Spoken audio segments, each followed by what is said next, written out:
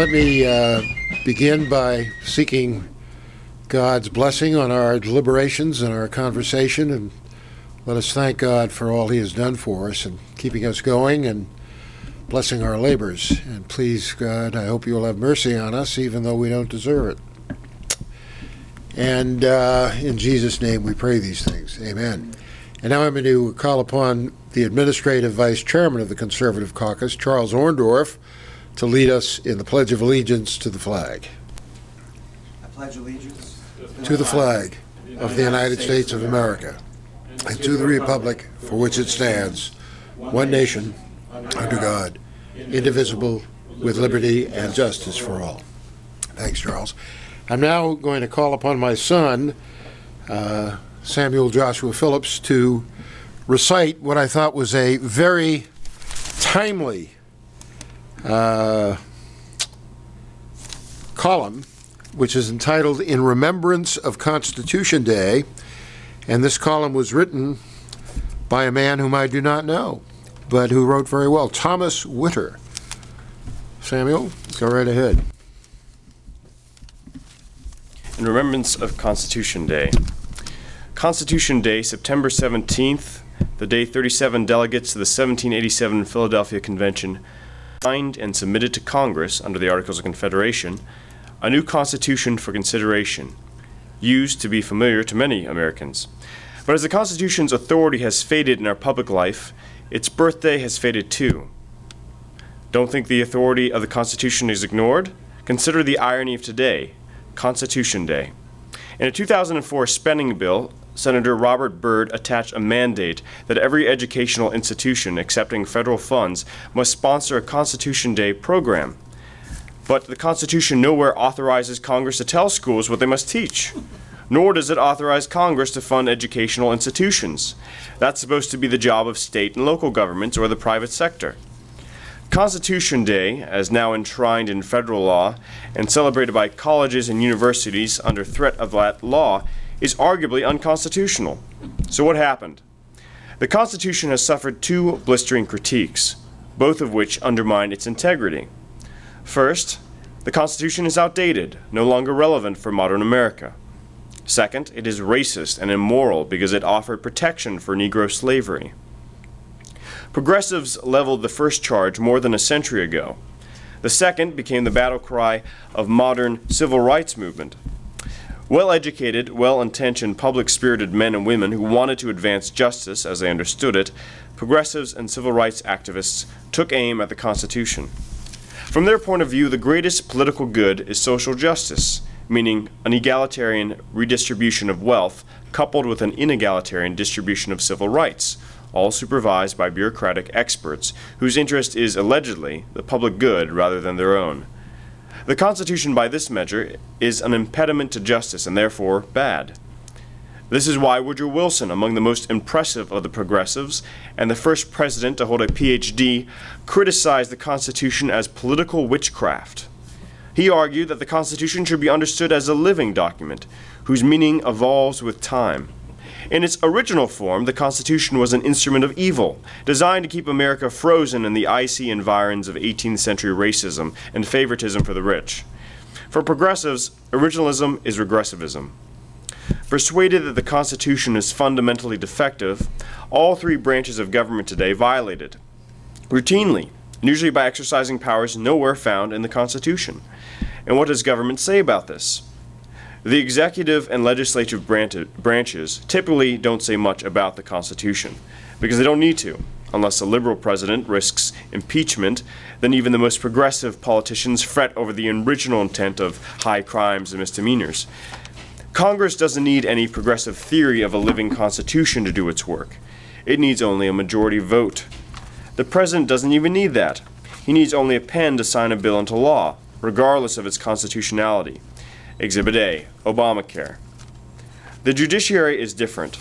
Often it cannot avoid confronting the Constitution because of its peculiar job, judging constitutional disputes and explaining those judgments in written opinions. This has led to a new industry in our law schools, where progressive scholars invent fantastic interpretations of the Constitution used by progressive judges to extract progressive results from the very unprogressive language of the Constitution. But those who pervert or ignore the Constitution all of a sudden find themselves seeking cover from political attacks. Circumstances have combined, political, economic, and military, providing a window of opportunity to highlight the Constitution and its conspicuous absence in public policy and law. Waving Constitution banners at tea parties, however, isn't enough. The Constitution is in need of a moral and intellectual defense. It needs teachers of constitutionalism. To be effective, that defense must persuade the public mind and the public's representatives that the progressive and civil rights critiques have been answered and fully refuted, a tall task yet to be done. The critiques of the Constitution run deep, informed by sophisticated evolutionary theories of human nature and backed by intelligentsia who populate our universities and influence public opinion.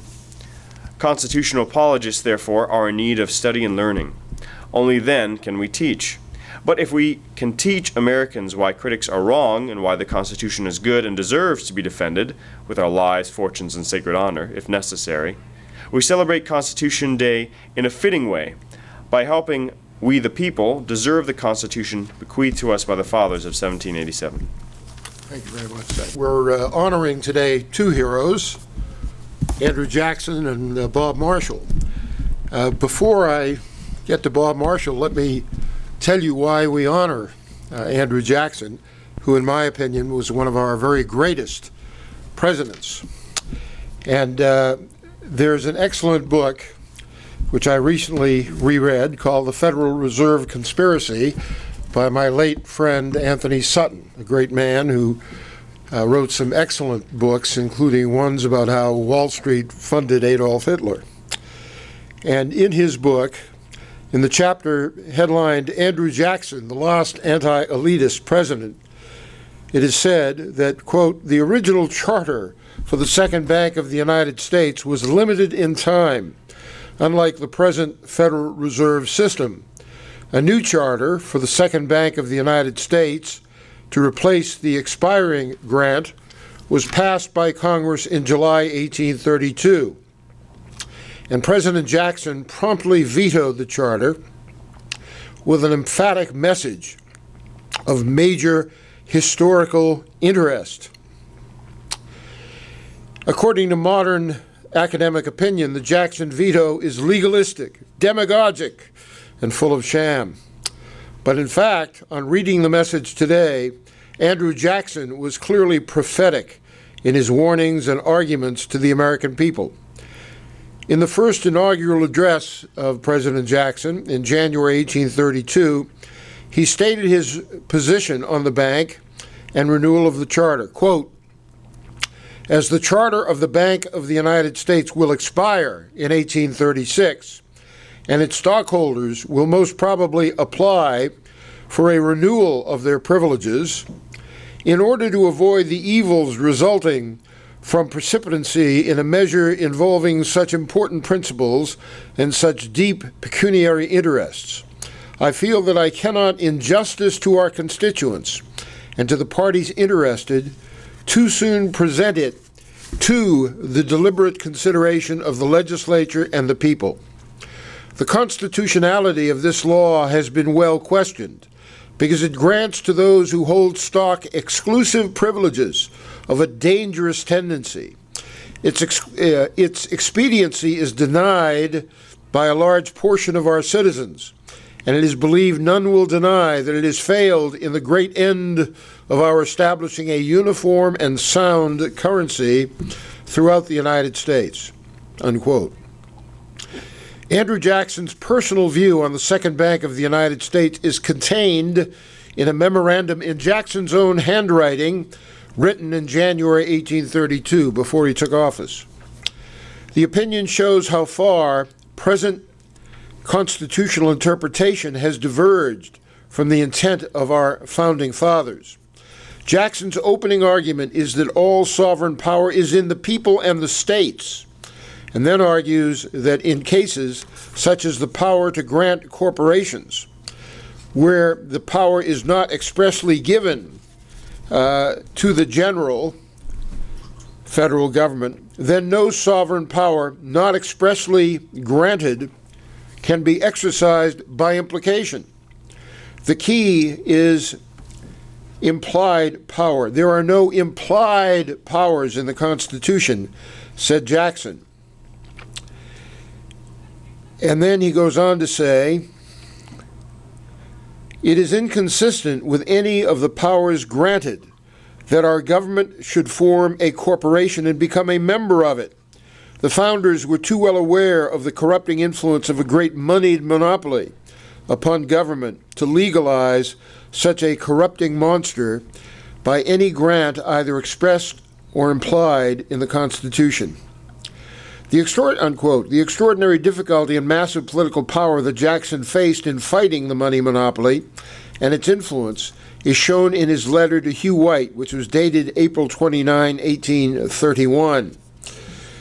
Quote, the great principles of democracy which we have both at heart to see restored to the federal government cannot be accomplished unless by a united cabinet who labor to this end. The struggles against the rechartering of the United States Bank are to be met. The corrupting influence of the bank upon the morals of the people and upon Congress are to be fearlessly met. Many who you would not have supposed have secretly enlisted in its ranks, and between bank men, nullifiers, and internal improvement men, it is hard to get a cabinet who will unite with me heart and hand in the great task of democratic reform in the administration of our government. He went on to outline the reasons for his wish to sever connections between the bank and the government, saying, quote, a leading objection is that the Bank of the United States has the power and in that event will have the disposition to crush the state banks, particularly those which may be selected by the government as the depositories of its funds, and thus cause widespread distress and ruin throughout the United States. Then Jackson makes an argument which unfortunately is strange to the ears of those reading in the 20th century. Quote, the only currency known to the Constitution of the United States is gold and silver. This is consequently the only currency the only currency which that instrument delegates to Congress the power to regulate. This suggests that Andrew Jackson would have considered the present Federal Reserve System, a private bank-owned monopoly, to be unconstitutionally and, in fact, the money monster in new form. President Jackson's final message on March 4, 1837 was unbelievably prophetic in its content, and the last time an American president was sufficiently independent of the elitist powers behind the scenes to publicly warn American citizens of the dangers to their freedoms and livelihood. Here is an extract from Jackson's final message to the American people. Quote, the distress and alarm which pervaded and agitated the whole country when the Bank of the United States waged war upon the people in order to compel them to submit to its demands cannot yet be forgotten. The ruthless and unsparing temper with which whole cities and communities were oppressed, individuals impoverished and ruined, and a scene of cheerful prosperity suddenly changed into one of gloom and despondency ought to be indelibly impressed on the memory of the people of the United States. If such was its power in a time of peace, what would it not have been in a season of war with an enemy at your doors? No nation but the free men of the United States could have come out victorious from such a contest. Yet, if you had not conquered, the government would have passed from the hands of the many to the few, and this organized money power from its secret conclave would have dictated the choice of your highest officials and compelled you to make peace or war as best suited their own wishes. That's the kind of power exercised today by the Federal Reserve. As Jackson wrote his last message, socialist manifestos were being weighed and put to paper, not to improve the lot of the common man, as they would have us believe, but as devices to gain political power for the elite. Now let me share with you some of the comments from President Jackson's farewell address, a great speech. At the moment when I surrender my last public trust, I leave this great people prosperous and happy in the full enjoyment of liberty and peace, and honored and respected by any nation of the world. At the end of nearly half a century, we find that it has preserved unimpaired. This is the Constitution. He says our Constitution is no longer a doubtful experiment. And at the end of nearly half a century, we find that it has preserved unimpaired the liberties of the people, secured the rights of property, and that our country has improved and is flourishing beyond any former example in the history of nations. The states which had so long been retarded in their improvement by the Indian tribes residing in the midst of them are at length relieved from that evil. And this unhappy race, the original dwellers in our land, are now placed in a situation where we may well hope that they will share in the blessings of civilization and be saved from that degradation and destruction to which they were rapidly hastening while they remained inside the states. And while the safety and comfort of our own citizens have been greatly promoted by their removal, the philanthropist will rejoice that the remnant of that ill-fated race has been at length placed beyond the reach of injury or oppression. He goes on to say, these cheering and grateful prospects and these multiplied favors we owe under Providence to the adoption of the federal Constitution. Experience, the unerring test of all human undertakings, has shown the wisdom and foresight of those who formed it. 40 years have passed since this imperishable document was given to his countrymen. The federal Constitution was then regarded by him, this is George Washington of whom he speaks, as an experiment, and he so speaks of it in his address, but an experiment upon the success of which the best hopes of his country depended. And we all know that he was prepared to lay down his life, if necessary, to secure to it a full and fair trial. The trial has been made. It has succeeded beyond the proudest hopes of those who framed it. He goes on to say, drawing to a conclusion, the foundations must be laid in the affections of the people, in the security it gives to life, liberty, character, and property in every quarter of the country. Each state has the unquestionable right to regulate its own internal concerns. Isn't that timely? According to its own pleasure. And while it does not interfere with the rights of the people of other states or the rights of the Union, every state must be the sole judge of the measures proper to secure the safety of its citizens and promote their happiness. Obama should memorize that when he speaks of Arizona. And all efforts on the part of people of other states to cast odium upon their institutions and all measures calculated to disturb their rights of property or to put in jeopardy their peace and internal tranquility are in direct opposition to the spirit in which the Union was formed and must endanger its safety. It is well known that there have always been those among us who wish to enlarge the powers of the general government, and experience would seem to indicate that there is a tendency on the part of the government to overstep the boundaries marked out for it by the Constitution. He defeated John Quincy Adams, who did everything he could to unconstitutionally expand the powers of the general government. Its legitimate authority is abundantly sufficient for all the purposes for which it was created, and its powers being expressly enumerated, there can be no justification for claiming anything beyond them. Every attempt to exercise power beyond these limits should be promptly and firmly opposed, for the evil example lead to other measures still more mischievous. And if the principle of constructive powers or supposed advantages or temporary circumstances shall ever be permitted to justify the assumption of a power not given by the Constitution, the general government will before long absorb all the powers of legislation, and you will have, in effect, but one consolidated government. And tragically, things have moved in that direction. Continuing Jackson, there is perhaps no one of the powers conferred on the federal government so liable to abuse as the taxing power.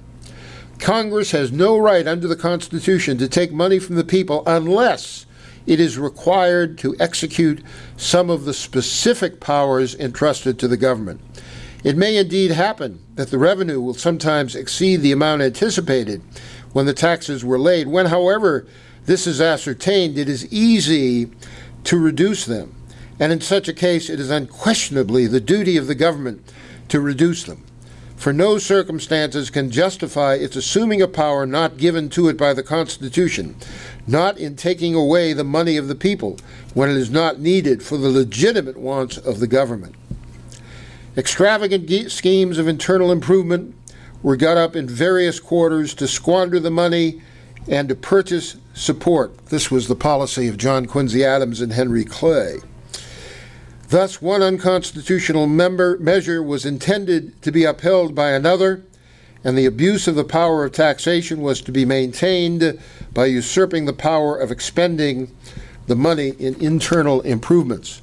The people have decided that the federal government cannot be permitted to employ its income in internal improvements. That was one of the great failures of the John Quincy Adams presidency, one of our worst presidents. There is but one safe rule, and that is to confine the general government rigidly within the sphere of its appropriate duties. It has no power to raise a revenue or impose taxes except for the purposes enumerated in the Constitution. The Constitution of the United States unquestionably intended to secure to the people a circulating medium of gold and silver. But the establishment of a national bank by Congress with the privilege of issuing paper money receivable in the payment of the public dues, and the unfortunate course of legislation in the several states upon the same subject, drove from general circulation the constitutional currency, gold and silver, and substituted one of paper in its place. Experience has now proved the mischief and dangers of a paper currency, and we're suffering under that today.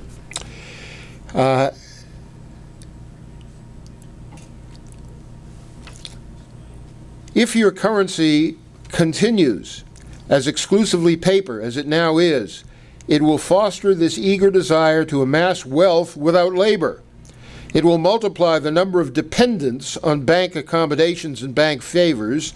The temptation to obtain money at any sacrifice will become stronger and stronger and inevitably lead to corruption, which will find its way into your public councils and destroy at no distant day the purity of your government. It is evident that their interests cannot be efficiently protected of the citizens unless silver and gold are restored to circulation.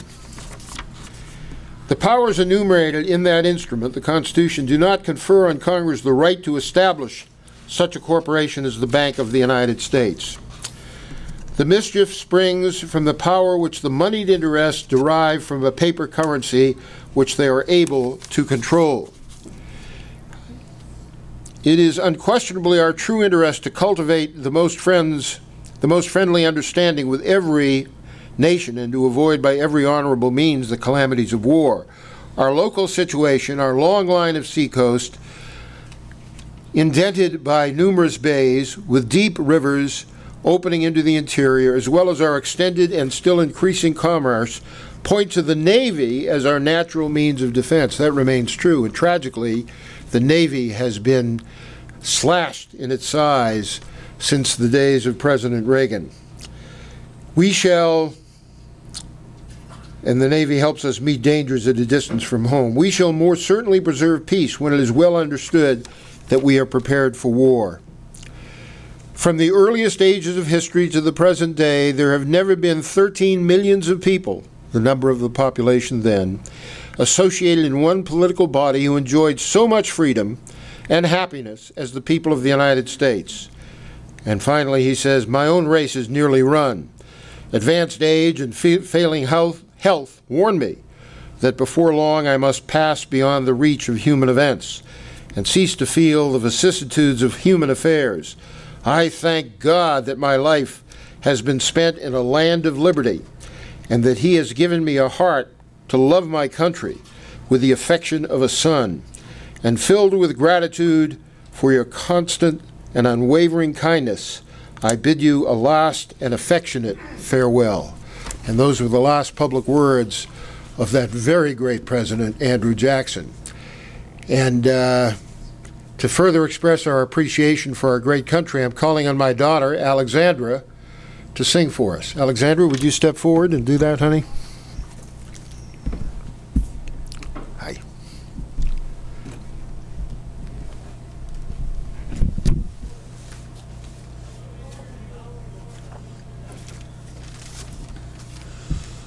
While the storm clouds gather far across the sea, let us swear allegiance to a land that's free. Let us all be grateful for a land so fair, as we raise our voices in a solemn prayer. God bless America, land that I love. Stand beside her and guide her through the night with the light from above. From the mountains to the prairies, to the oceans white with foam. God bless America, my home, sweet home. God bless America, my home, sweet home. God bless America, land that I love. Stand beside her and guide her through the night with the light from above. From the mountains to the prairies, to the oceans white with foam. God bless America, my home, sweet home. God bless America, my home, sweet home.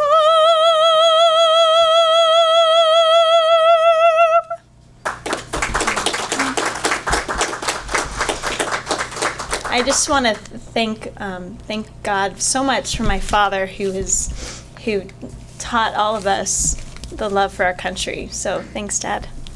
Thank you, sweetheart.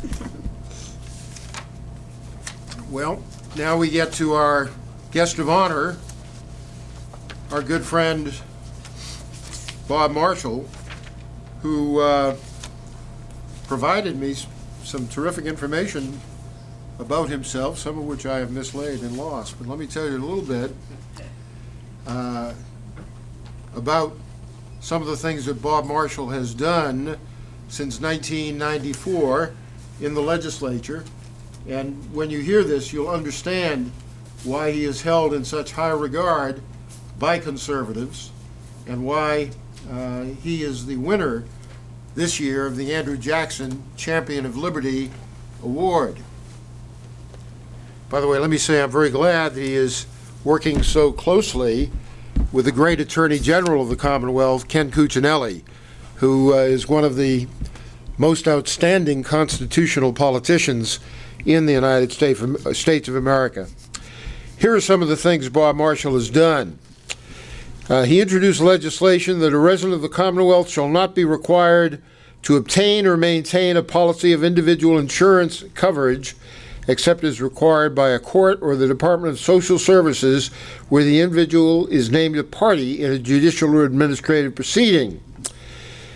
He introduced HB 15, which provides that no person who is accused or convicted of terrorism in violation of federal law shall be held to custody in any state, regional, or local correction facility unless such person is also accused or convicted of a violation of state or local law, or there is an agreement or contract with the federal government to hold federal prisoners, which may include any person at such state, regional, or local correctional facility.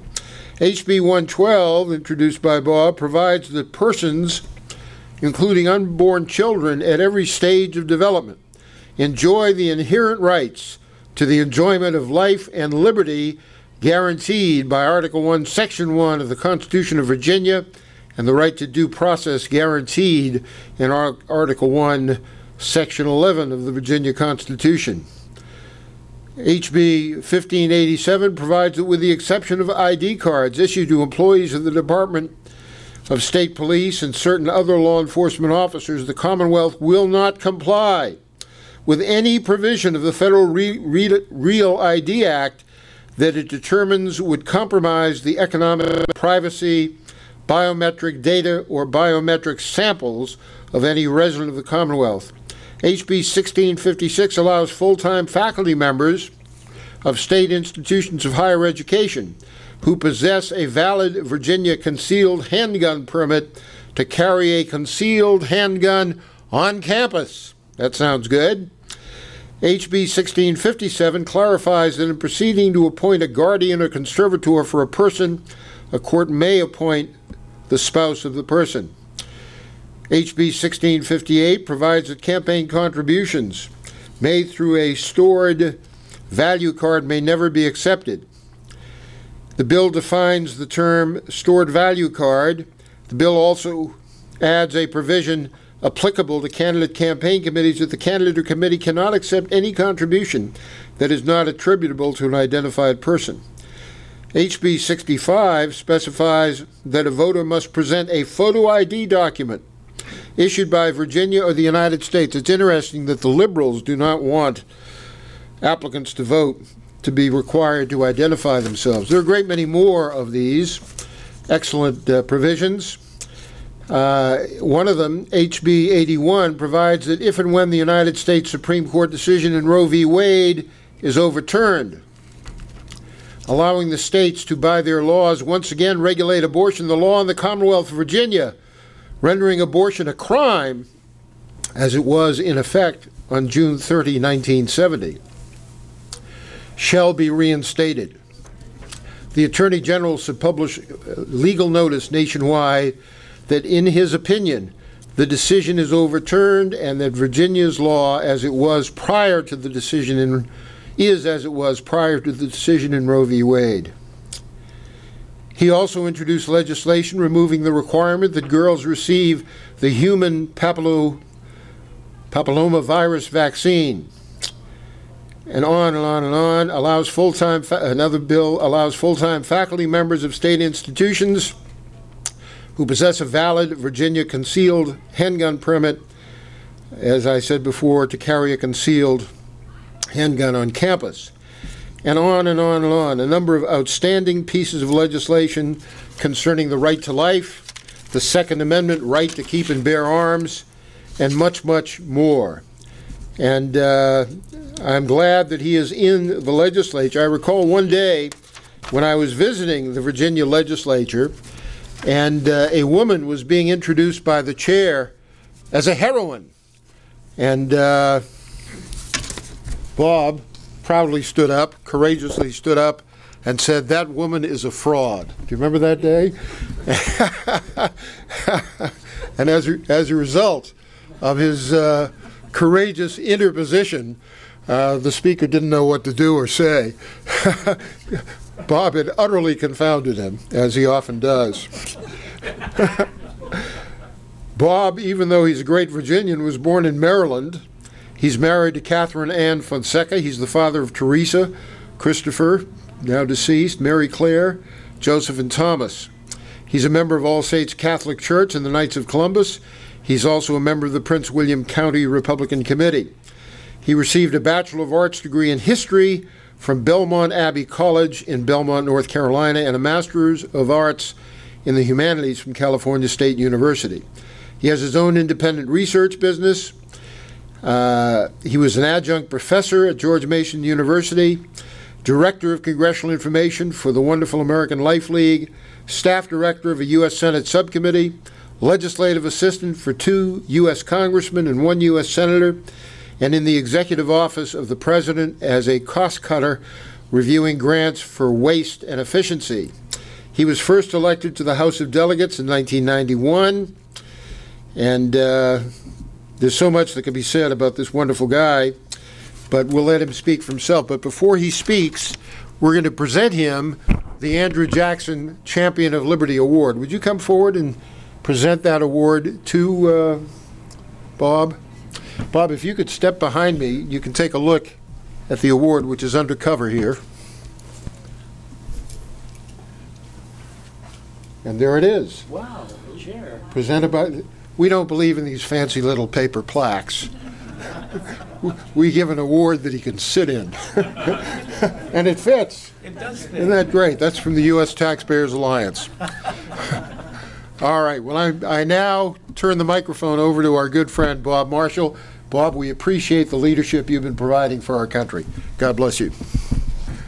You know, Howie didn't mention, but I used to work for him. He was my boss, and before that, And you did a hell of a job. That was at the U.S. Office of Economic Opportunity. 19 OEO, we used to call it the Office of Ecclesiastical Opportunity. There were so many ex-nuns and priests there that we kind of thought it was an appropriate thing. And before that, I really couldn't, I had no practical experience or way to tell the difference between a government grant and general grant.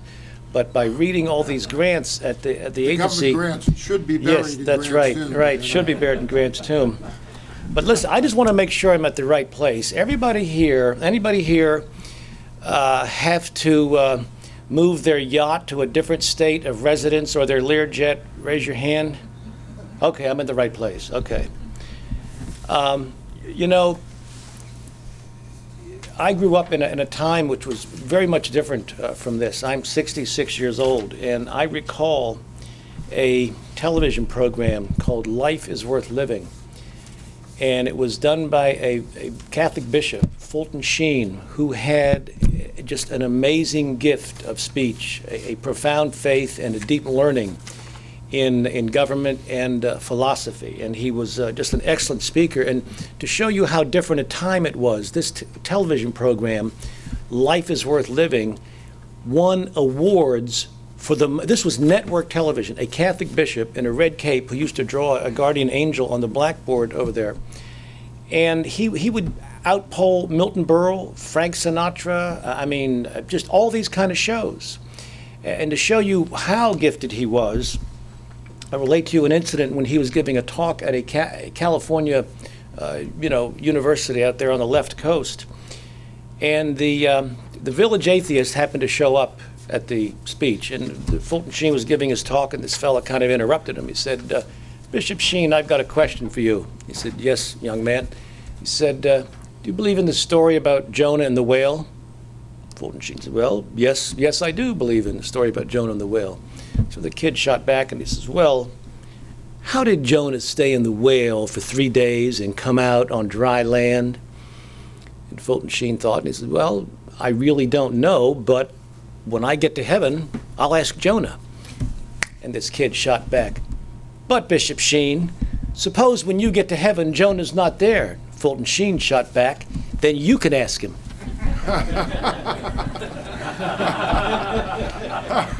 There were no more questions from the village atheist at that point. You know, we have this wonderful document called the Constitution, and it's a written document. And the reason we have that document is because of the promissory note that was issued in 1776, which declared that the right to life, liberty, pursuit of happiness, which said that your life is a right that comes from God, you have a right to defend your life, you have a right to sustain your life, and these are natural rights from the Creator, they're not from a government. And it said that when a government becomes destructive of these, it is the right, it is the duty of such citizens to alter or abolish and establish such forms as they seem most fit. Well, after several years with the Articles of Confederation, leaders in the states realized that we weren't getting anywhere. And it was because of a meeting in which George Washington attended that a call was issued to have a meeting in Annapolis, which became the reason for the federal convention the year after that. And so we have this document. It's something that is a limitation on powers. It's both a grant of power to Congress, Article 1, Section 8, and all those paragraphs there, and it is a limitation on the grant of power, such that those powers not granted are reserved to the states or to the citizens themselves. And that's why when a grandmother from Richmond and my wife kept bugging me about this Obamacare, that I decided I had to sit down and read at least parts of this document, this 2,700-page behemoth. And I found this one provision in there where there was an attempt to mandate me and every other American to enter into a private contract. And I stopped and looked at that and I said, I don't think there's any authority to do that. And I went back and I read it to make sure that that's what they wanted to do, and that is what they wanted to do. And I found that the Library of Congress Legislative Research Service questioned whether or not the interstate commerce power gave Congress the authority to do this. And the Congressional Budget Office said Congress has never been given this authority at any time in any law since 1789 to do this. And then I went and I looked at some of the ratifying debates, which are contained in a series of books called Eliot's Debates, of the ratifying conventions of the various states of the federal Constitution. And I couldn't find anywhere in there where there was an attempt or there was a grant of power to compel me to enter into a contract. So I decided I had had enough of Mr. Obama. But let me tell you, I will acknowledge this right here. We're supposed to pray for our enemies. And so every day I pray that Barack Obama doesn't lose his voice and doesn't lose his bad judgment and keeps trying to implement what he's doing, because he is helping us organize the counter-resurgence against his abuses. If we didn't have Barack Obama, maybe this group would be half as large, or groups, the tea parties that I attend wouldn't even exist. He is focusing our attention on a deficiency in our present government. So from that standpoint, he is a blessing. Now, it's an odd blessing, I grant you, but nevertheless, take advantage of it. So I decided that I would introduce a bill which I named the Healthcare Freedom Act, the sole purpose of which was to challenge Barack Obama's contention that he could compel any American into entering into a contract. If you went to law school, you know a contract has to be freely entered into, whether it's bilateral or unilateral. I can't be coerced into it. If you put a gun to my head and say, sign this, I go to the court the next week and say, this guy put a gun to my head and said he's taking my money or my life, it's a voidable contract, okay? Except in Obama land. He can force you under penalties of jail. And by the way, he was very slick. He told the truth, but he didn't tell the truth. He said that his law did not place anybody in jail for failure to pay. That's technically true. But if you looked at a memo that was prepared by the chief counsel for the Joint Committee on Taxation in request to a question from Senator, no, the one from Nevada, Engel or? Well, Reed is from Nevada. No, not, no, the other. Senator Engel, yeah. Engel from Nevada. So what is this? The memo was, current IRS code allows you to be $25,000 fine and a year in jail or even more, depending upon how many times you're going to not comply with this. So Obama was telling the truth, but he was not telling the whole truth, because the existing law already provides for penalties for failure to comply with this. So I introduced House Bill 10, the Healthcare Freedom Act. It passed, became law, and that is the statutory basis under which the Attorney General, Cuccinelli, is suing the federal government. And at the court of first impression, the district court, the U.S. Justice Department moved to just dismiss the case. It wasn't even worth hearing. Well, Judge Henry Hudson said, you know what? He kind of did the same thing I did. He went back and looked at the precedents. He said, I can't find one case in 1789 where they've concluded that Congress has the power to tell any American citizen or otherwise to enter into a contract. So I can't dismiss this case. And I knew that Obama was starting to get on thin ice when he decided that it wasn't the interstate commerce power, but it was the taxing power that they were relying upon. Well, if you read the law, it either says 16 or 18 times in their legislative history, in the statute, that it was the interstate commerce power that Congress was relying upon as justification for making you enter into this contract. So they were again, floundering around.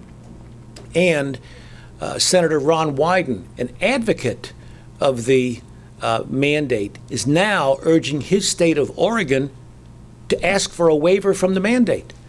So they're starting to get the message that this is highly problematic. And more interestingly, normally a federal statute has what's called a severability provision. What that means is, let's say there's a 2,600-page bill, and it is 2,600 pages. If one page is found unconstitutional, the other 2,500 pages are still good law. They failed to put in a severability provision in this. So if not just one page, but one sentence is unconstitutional, this whole thing falls. Now, I really can't imagine them doing that, except it gives us proof that they don't read the bills and they don't know what they're doing, as if we needed that.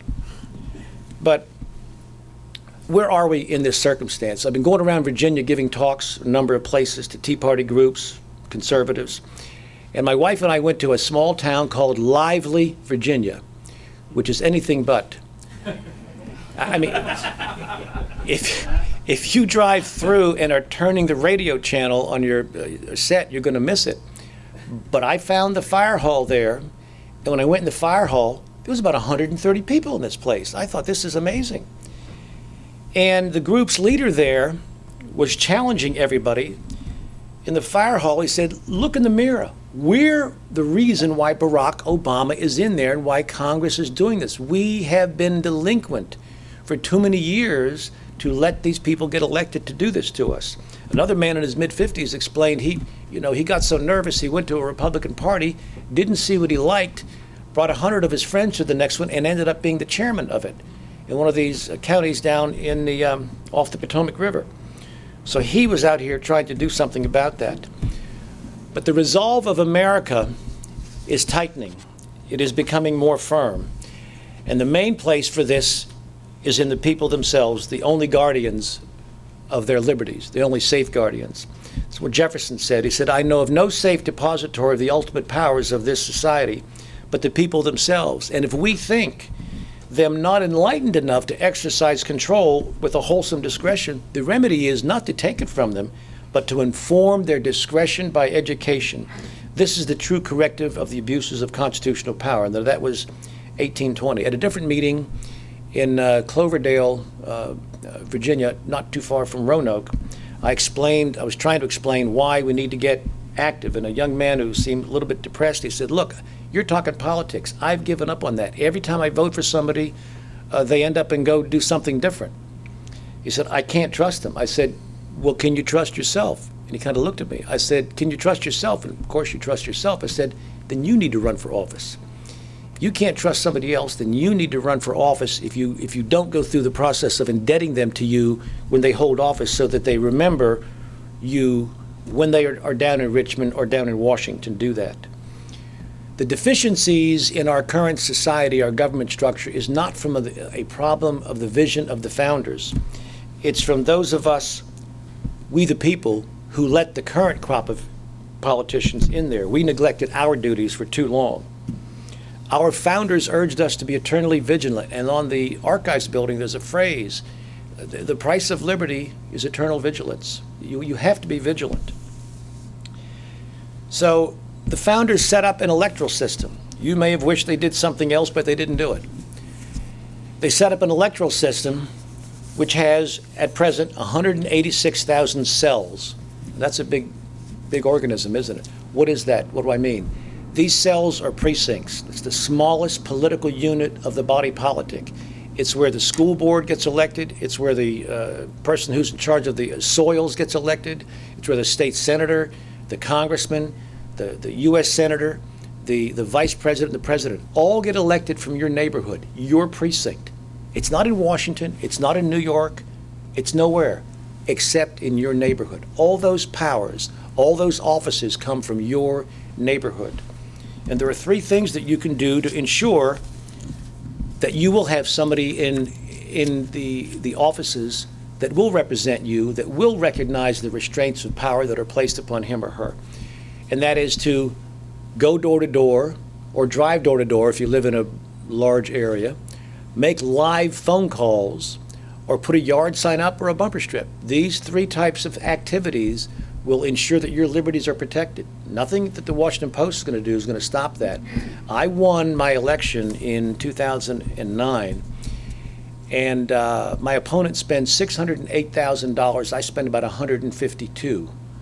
Barack Obama won my district. I got 61% of the vote because I had 31 precinct captains. I don't know how many he had, but he didn't have anywhere near what I had. So I had 31 to 36 precincts fully covered, and we really went after those votes in there. The other 5 precincts, we did literature drops, and I tried to do door knocking myself, but it was good enough to win. But what has Mr. Obama done that we have to be concerned? And our concerns must extend from 2010, 2012, and 2014. We need to win 3 sets of congressional elections in a row to reverse, or to have some security that we can reverse the direction that Obama wants to take us in. Those 3.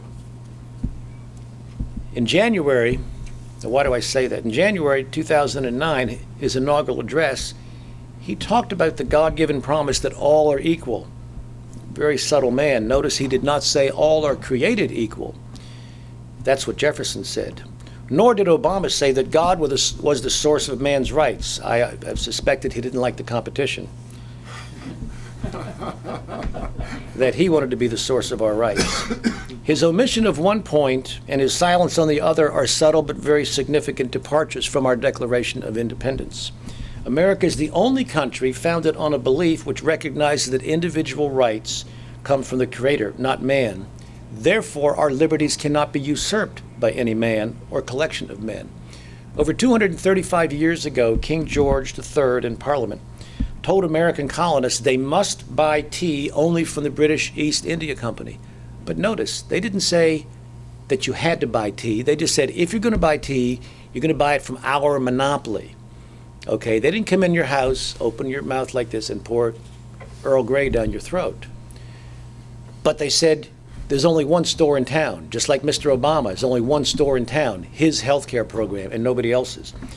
But to think, why Congress could think that if we started a revolution which resulted in bloodshed over something milder, why would our founders set up a constitutional structure that allowed for something more radical? It doesn't even make logical sense to assume that. But again, I speak of logic and Congress in the same breath, and that's a contradiction. We need to dump from office, just like the founders dumped tea in the Boston Harbor. We need to dump from office all those who voted for Obamacare and not leave one standing. We need to find and work for, and in some cases become those conservative candidates who believe in, uphold, and study the Constitution, respect all human life, support the Second Amendment, refuse to raise taxes, oppose big government, and support only legal immigration and secure borders. Now, this secure borders is very interesting. Richard Stana is a high-up official in the Department of Homeland Security, and in late July, he testified before a House of Representatives subcommittee that there are special interest aliens entering the United States. Now, they're not coming here with their surfboards and their, cameras. Maybe they have cameras, but not the kind I would be, looking at. These special interest aliens are coming in not courtesy of American Airlines or United Airlines. They're coming in courtesy of Mexican drug lords, coming over the border into the United States from 4 countries: Iran, Iraq, Afghanistan, and Pakistan. These people cannot mean any good for the United States. They cannot mean any good for us. They are starting sleeper cells, I would suggest to you, to rise up at some point. Now, what is the response of the Obama administration? They put up signs warning American tourists not to go in these parks where these known terrorists are coming through. Now that's a response, but I don't know that it's going to be very persuasive to those folks who are coming in here for those purposes. And even when National Guard troops were sent, they were not sent with loaded weapons. They weren't. So we have got a problem, a huge problem. And in fact, I talked to a U.S. prosecutor, and he says that drug gangs, which are affiliated with terrorist groups, are, one, growing drugs in our national parks and state parks. Well, you know, they don't run it on their own property, so they don't have to get, you know, police coming there. And secondly, they're holding meetings in our parks. So this is not a friendly thing for us. But we, unlike our founders, don't have to ride, you know, 20 hours through the snow to go to a meeting. Ride horseback for weeks. We only have to pay attention to who's running for office, and if they support these rights and accept these responsibilities and duties, to do some work for them a couple hours a week for about 6 weeks before an election. Our country does face serious moral and economic decay. Dependency upon government is growing at an alarming rate. Financial rating agencies indicate that Uncle Sam's AAA bond rating is in jeopardy. Obamacare will shortly kick in if we don't win this lawsuit, with steep new taxes and federal bureaucrats determining when or if you will get medical treatments. Part of this is paid for by a 3.8% tax on the sale of your home. You may not have been aware of that, but that's a capital gains tax. In 2009, roughly 47% of all U.S. households paid no federal income taxes, either because their incomes were too low or they had too many write-offs. 13.1% of our population, or 40 million people, collect food stamps.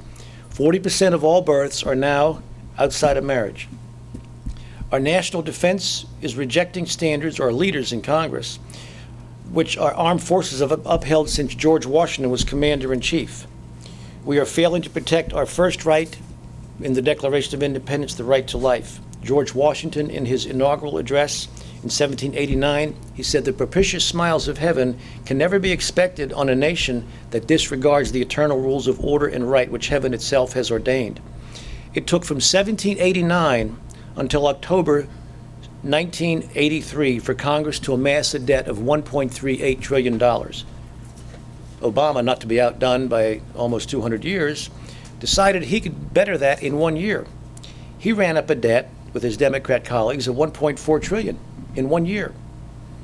America's gross annual product is $14 trillion. The debt limit currently authorized by Congress in February 2010 is $14.29 trillion.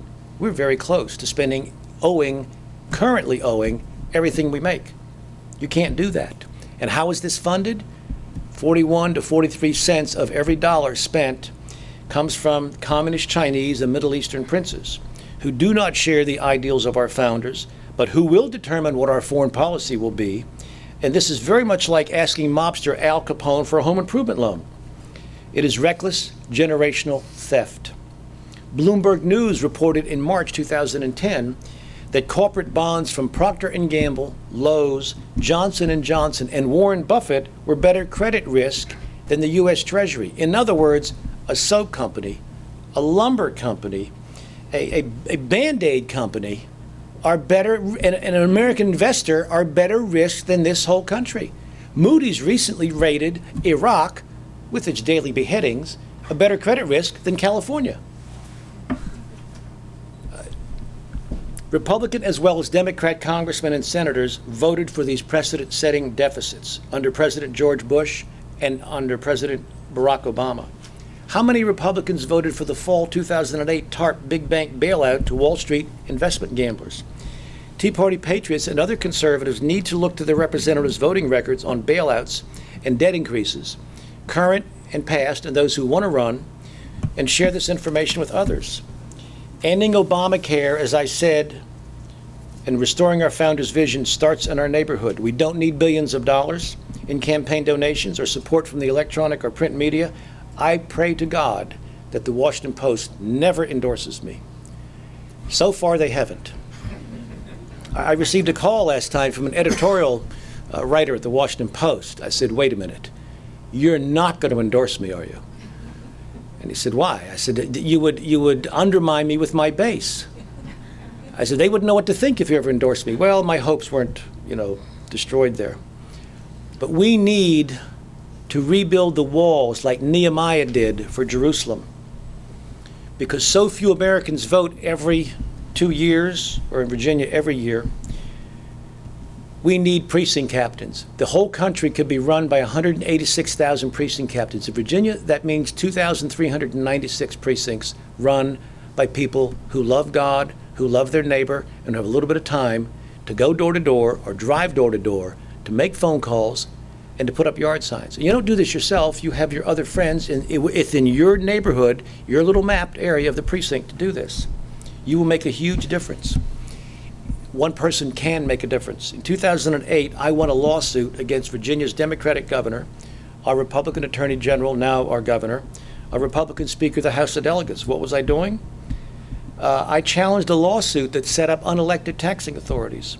I remembered that we fought a revolution over this taxation without representation. I reminded my colleagues that they would be in different straits if this were 1776. But though this is 2010, actually it was 2007 when I was arguing it, I said, don't think you're going to get away with it. And I had to go out and find $100,000 from 2 wealthy donors.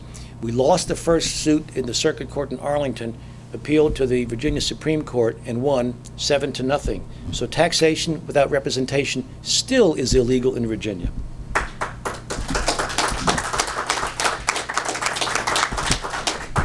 We can change our nation's path fundamentally. Liberals learned the system and elected a community organizer, Barack Obama.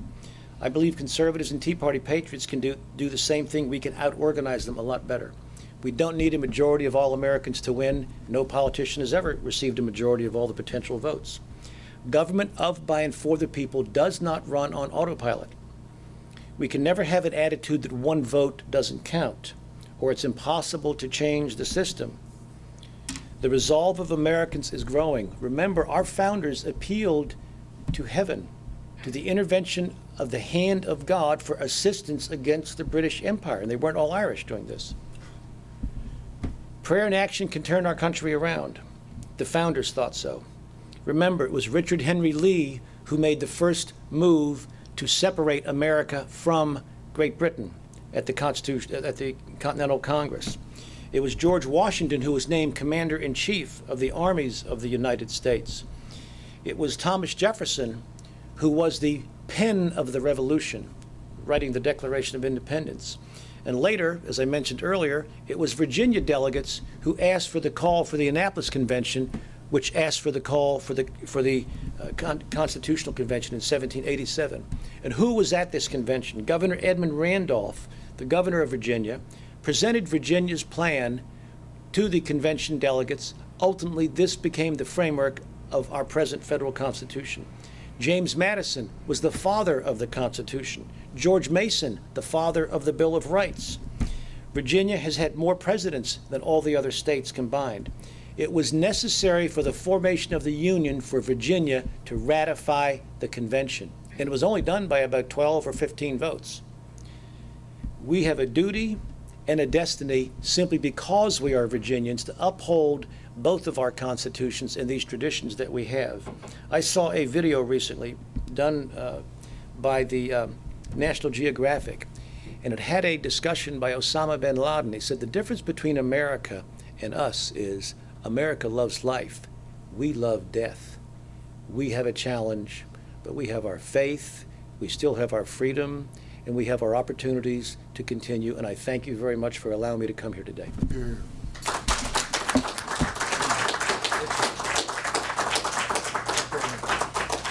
I'm going to sit in my chair right now. Please do.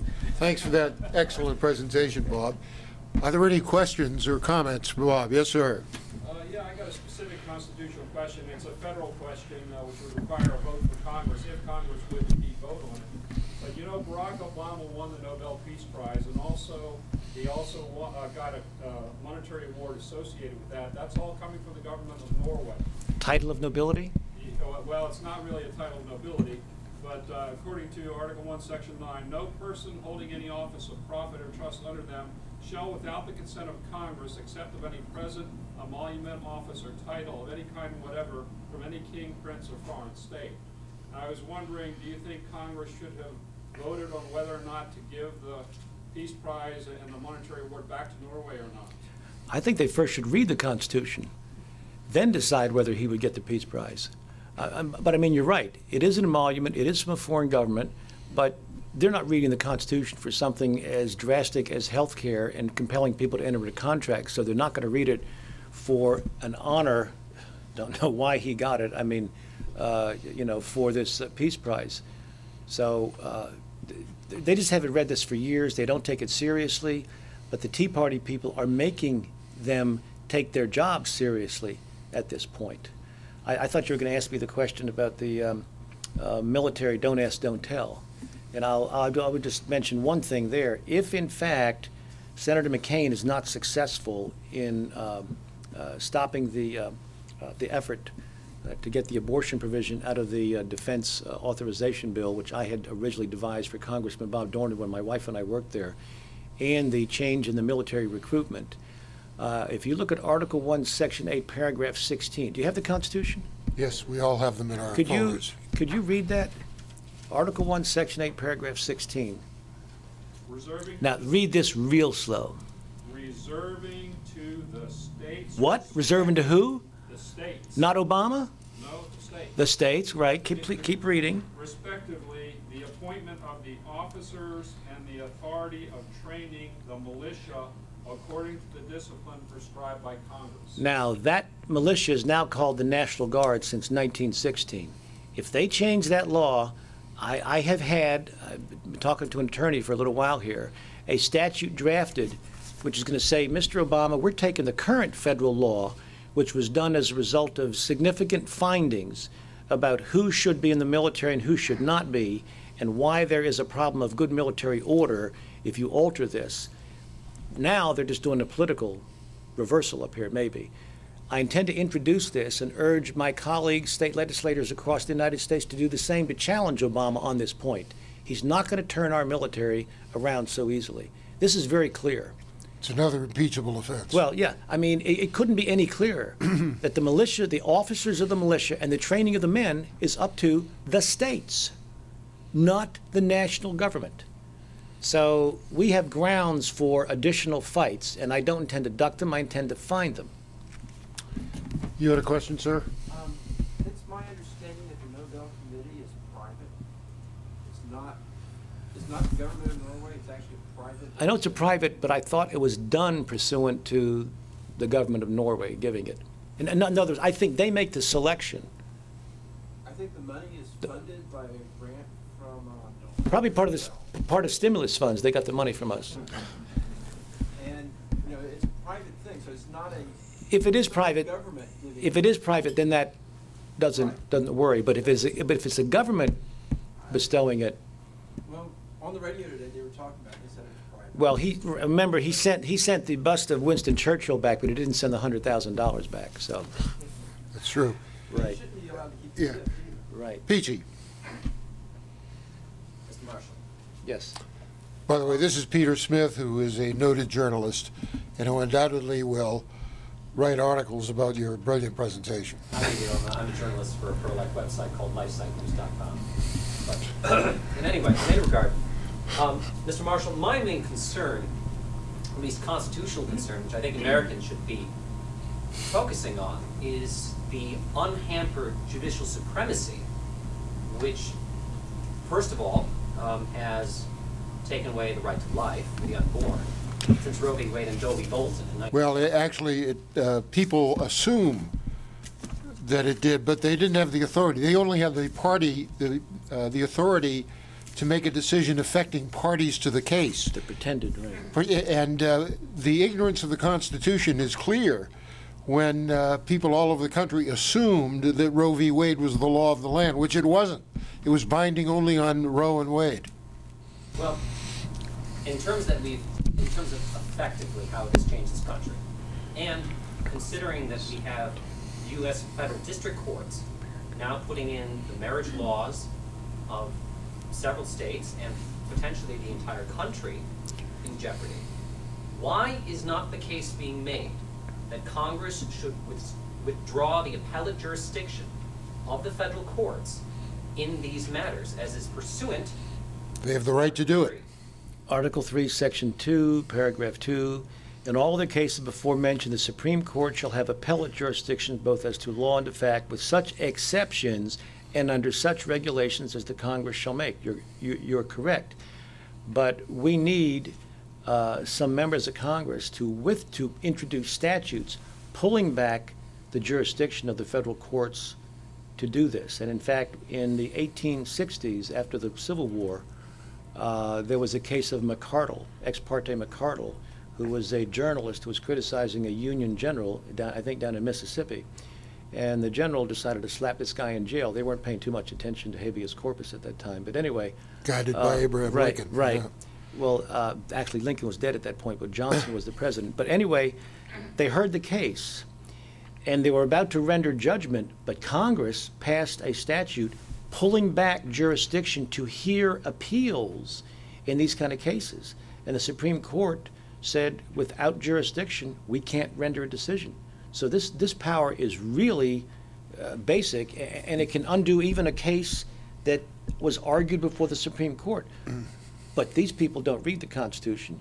Very few of them have any guts enough to do it. One of the members who you hear in the news probably 2 or 3 times a week, I had a personal conversation with this member of Congress, and I said, you know, you can pull the jurisdiction back. Where'd you learn that? Now, this guy's a lawyer. I said, well, if you look in this big fat book that the Library of Congress Legislative Reference Service has in your office, leather bound, you will find some of these cases which I mentioned to you. This guy was a congressman. You hear his name 2 or 3 times a week if you're half asleep, and he didn't know that he could do this. So we are starting at a huge deficit in getting people to do it, but that doesn't mean we shouldn't try. And in fact, I think Congressman Sensenbrenner, when the Republicans were in the majority, at least nominally, did this with respect to abortion, but he couldn't get it passed. Speaking of that, how do we create momentum for getting back to the Constitution and reigning the courts?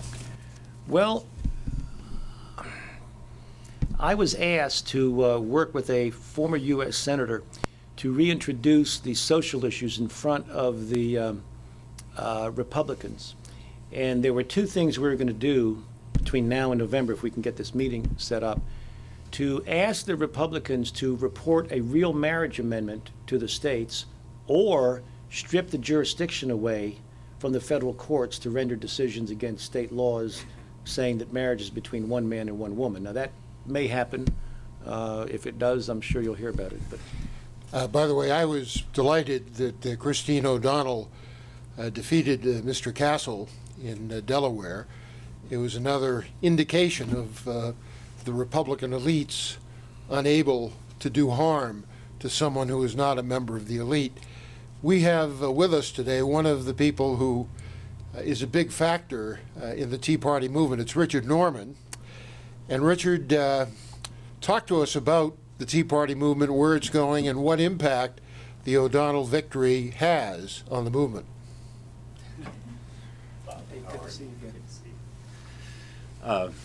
The Tea Party movement is obviously the biggest thing that has been happening in the United States over the past year to year and a half. There are millions of people who have identified with it. The Tea Party Patriots, which is the group that I work with, is they have 450,000 Facebook friends. They have about 1 million people who have signed petitions and done other things to join with the Tea Party Patriots. So it's a very large organization. You've seen the rallies on the Mall. You've seen the Beck rally. You saw the 9/12 rallies. So there are many people across the country who are involved in this movement. And from a electoral standpoint, what Bob just said is completely true, and you're seeing it come to pass with the Tea Party movement, because these people are very, very upset, and they're not going to take it anymore. And they're not just making signs and marching in the streets; they're actually turning out votes. That's why Christine O'Donnell won. That's why Murkowski was defeated up in Alaska. That's why Sharon Angle won. Sharon Angle had 2% of the vote in the polls when she first entered the race, and the other 2 candidates we're way, way ahead of her. And nobody ever expected Sharon Ingle to win that race. But it's because of the Tea Party activists who turned out and turned public opinion in Sharon Ingle's favor. So I think that what you're going to see on Election Day is a wave, a tidal wave, a tsunami of victories that come from Tea Party activists getting involved. And who are the Tea Party? They're people just like you and me. They're people who love this country. They're people who love the Constitution, who want to return to limited government and fiscal sanity. And so it's the most exciting thing I've been involved in. And Bob, you touched on it in your comments. This is the way we can change our country. It takes every single one of us to be involved. And I think there's an army out there, Howard, of hundreds of thousands of Tea Party activists who are going to cause this tsunami to happen on Election Day. Thank you. Richard. And thanks for the great work that you do. I know the Tea Party movement benefits greatly from having you as the steward of many of their resources. Let me thank Art Harmon, who's working the camera, Brenda Gant, who's in the back and who greeted you as you came in, Charles Orndorff, our administrative vice chairman. Let me thank my son Sam for his reading and Alexandra for her singing. And I'm sure I'm forgetting someone, but Bob, let me thank you particularly. That was a terrific presentation you made. We're honored to have you as our Andrew Jackson Champion of Liberty this year. Keep up the great work in the legislature. Thank you all for coming and being part of this. I think your time was well spent. And we do this every year. Hope you'll come next year. And I hope you'll work your precinct, just as Bob suggested. God bless you and good night.